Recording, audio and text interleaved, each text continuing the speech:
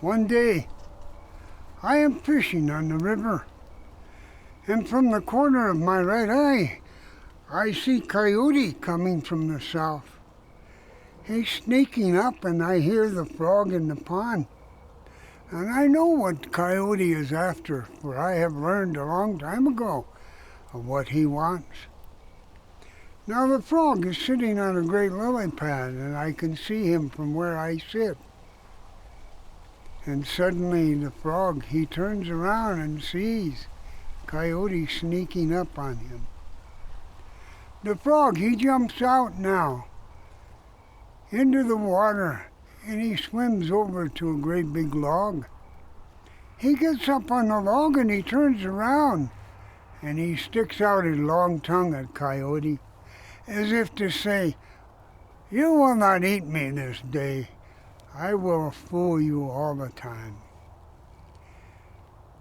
Now, this frog, he thinks he's very smart. And he's not very big. He jumps into the water and he swims to the north side of the pond.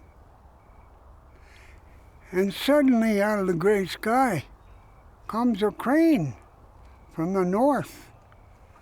And he lands close to Frog. Frog sees him. Frog jumps back into the water.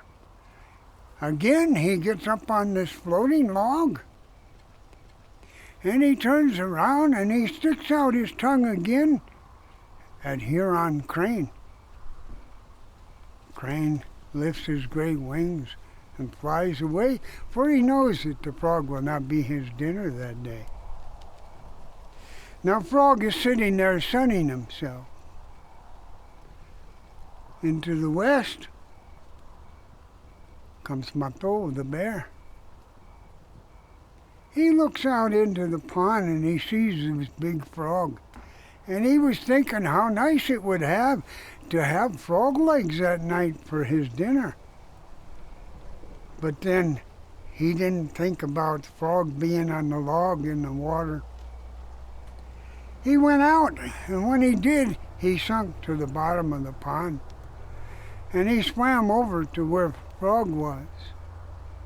Frog jumped up on the back of Mato the bear, and Mato could not reach around to get the frog. The frog jumped off and he swam to the east. And out of the wilderness comes Bobcat from the east.